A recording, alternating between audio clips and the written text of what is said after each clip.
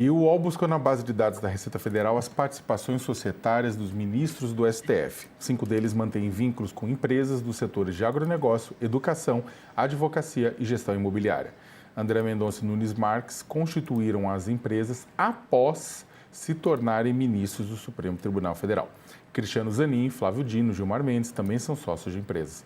O advogado-geral da União, Jorge Messias, indicado por Lula para o STF, também tem uma empresa registrada no nome dele. O ministro Alexandre de Moraes afirmou nesta semana, em uma sessão do STF, que a Constituição e a LOMAN, a Lei Orgânica da Magistratura, bastam para ditar a conduta de juízes. Dias Toffoli acrescentou afirmando que há vários magistrados que possuem fazendas, por exemplo. Aspas, se ele tem um pai ou uma mãe acionista de uma empresa, dono de uma empresa ou de uma fazenda, vários magistrados são fazendeiros, são donos de empresas e eles, não excedendo a administração, exercendo a administração, têm todo o direito aos seus dividendos. E aí, para falar sobre esta reportagem, essa apuração, a gente convidou o seu autor aqui do UOL, Thiago Mali. Thiago, bom dia, prazer ter você aqui. Obrigado. Conta pra gente, fala mais pra gente sobre a reportagem e como isso se insere nesse debate que a gente que está sendo travado no Supremo Tribunal Federal, Código de Ética e tudo mais. Bom dia, Sakamoto, Josias, Daniela. Enfim, prazer falar aqui com vocês novamente.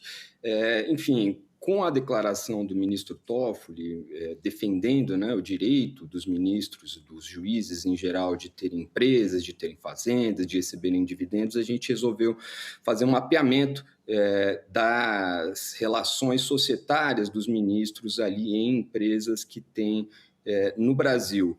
Aí, duas coisas que a gente encontra que são interessantes tem a ver com essa constituição de empresas depois, né, de tomar posse como ministro do STF. O ministro André Mendonça, 5 meses depois de tomar posse como ministro, ele constituiu uma empresa chamada Integre Cursos.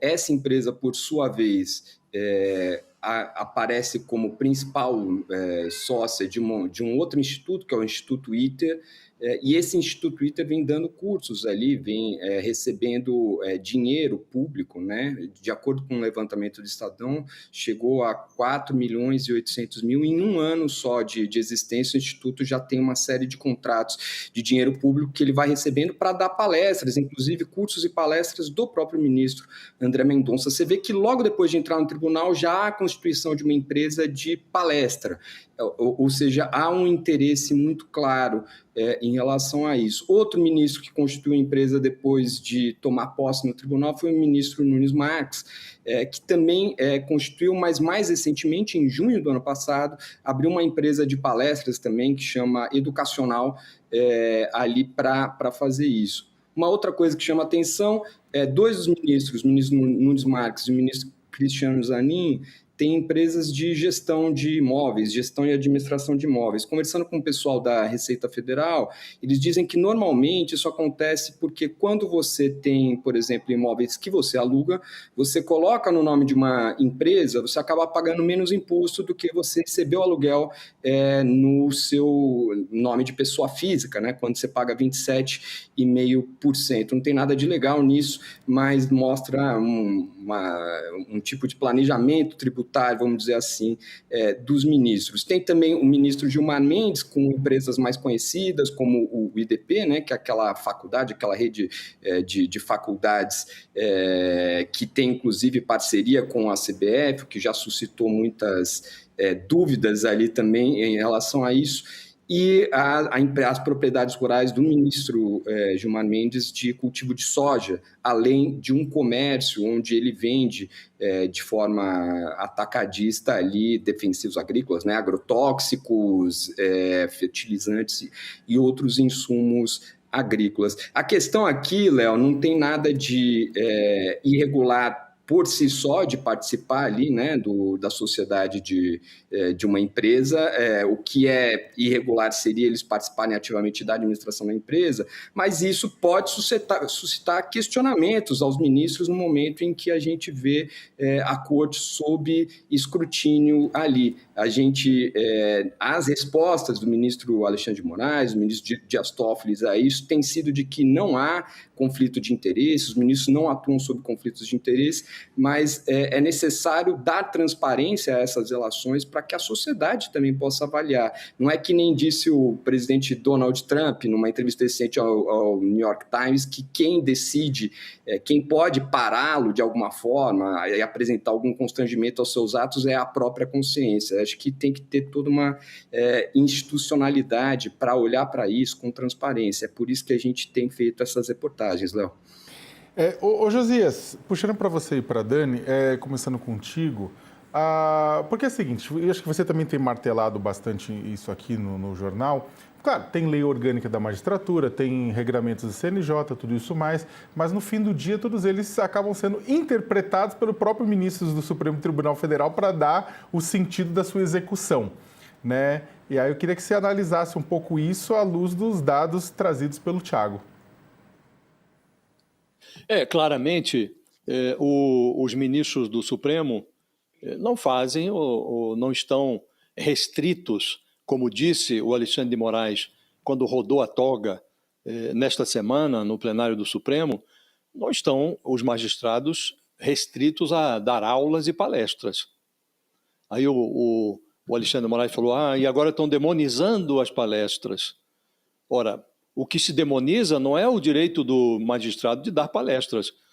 O que se demoniza é o fato de um magistrado, como o próprio Alexandre de Moraes, participar de eventos patrocinados pelo Banco Master, em Londres, em Nova York, sem nenhuma transparência, sem dizer se recebeu dinheiro, como foram custeadas a estadia, a passagem.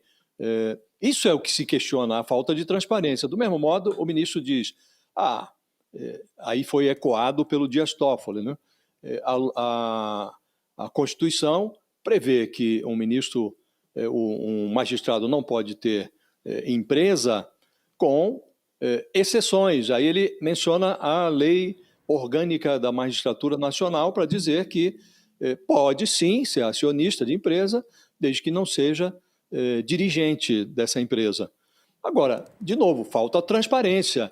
Alguém que, quando é indicado para o Supremo Tribunal Federal, deveria ter um painel dizendo qual é o patrimônio, em que empresas tem participação, se ele adquire novas empresas depois de assumir uma cadeira no Supremo, deveria ter uma regra, talvez o Código de Ética idealizado pelo Edson Fachin poderia constar, por exemplo, que o ministro é obrigado a dar ciência à sociedade da sua evolução patrimonial, dos interesses empresariais que ele defende.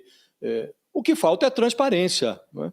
E aí vem o Toffoli e, nesta sessão em que ele fez quase que um jogral ali, ele fez um dueto com o Alexandre de Moraes, aí ele, entre risos, diz, suponha que, se fosse observar o que dizem os críticos do Supremo, a gente teria que doar a herança para uma entidade de caridade caso tivesse os pais como empresários. Aí fica fazendo piadinha, e o Toffoli deveria aproveitar a ribalta para explicar o conflito de interesse que existe na descoberta de que há uma sociedade, ou houve uma sociedade de dois irmãos dele com um fundo do Master, no resort que o Toffoli, aliás, frequenta com ares de proprietário. Ele é tratado no resort como se fosse dono do resort. Aí, sobre isso, ele não diz uma palavra. De novo, falta transparência, falta até um certo recato, para não dizer decência, para dizer, olha, neste caso eu não posso atuar, porque há um nítido conflito de interesses, né? A minha família está mencionada neste episódio, né? Então eu devo me distanciar disso. Então o que falta, mais do que regras, mais do que legislação, e num ponto o Alexandre de Moraes tem razão, se observassem a lei orgânica da magistratura e a própria Constituição da República, os ministros não precisariam de código de conduta, código de ética. Ocorre que nem sempre a legislação é observada.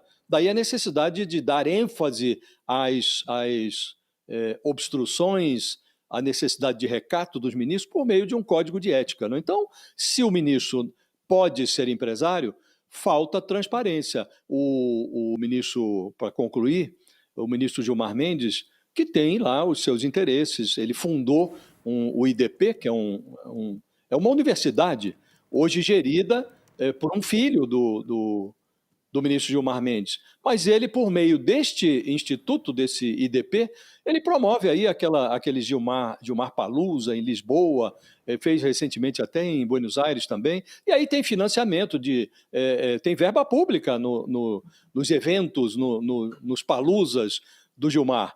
Tem estatal, tem órgão público patrocinando. Então, de novo, falta transparência, falta lógica, falta nexo, falta distanciamento. E aí vão lá os próprios ministros do Supremo para esses eventos.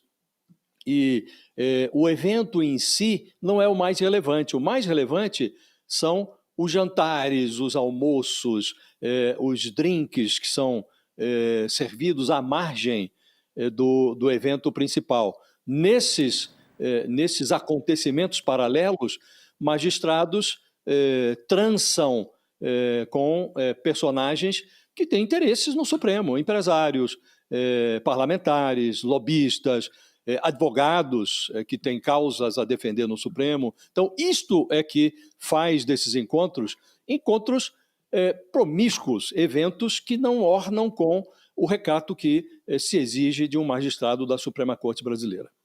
Eu vou pedir a análise da Dani, mas a gente vai fazê-la no intervalo da TV e na internet. Então, o pessoal da TV, um rápido intervalo, a internet continua com a gente. Dani, contigo. Olha, eu quero parabenizar a reportagem, né? Muito boa a reportagem. E porque, veja, enquanto eu trouxe aqui várias vezes, né, que essa alegada maioria em torno de um código de conduta ou mesmo do discurso feito pelo ministro Luiz Edson Fachin, ela encontraria problemas na vida prática do Supremo Tribunal Federal ou dos ministros do Supremo Tribunal Federal, né? O Supremo, como instituição, não pode ser confundido com as pessoas, né? As pessoas erram e devem ser cobradas por seus erros, né? As instituições precisam ser preservadas. A gente já viu o preço que se paga quando se leva a descrença sobre as instituições ao limite. A gente já viu isso acontecer no Brasil recentemente e o preço foi alto. Dito isso, por exemplo, a empresa do ministro André Mendonça, que foi aberta após a entrada do ministro no Supremo, ele próprio dá palestras de oratória para prefeituras, como estava relatando, né, o colega. Então, assim, a largura da atuação, né, o tamanho do problema não se resolve tratando do chamado filhotismo, que é um problemaço, um pipinaço, ou seja, parentes de ministros, não só no Supremo, né? O grande foco da crítica ao filhotismo no Brasil era, até então, o Superior Tribunal de Justiça, né? Onde você já teve, sim, filhos de ministros citados em investigação, mais de uma vez, tá? Por fazer a advocacia administrativa, lobby mesmo, né? Então, não se resolverá só com isso, porque a largura do problema, como estava dizendo Josias, é muito maior. Precisaria, sim, discutir uma reforma de transparência absoluta. Concordo.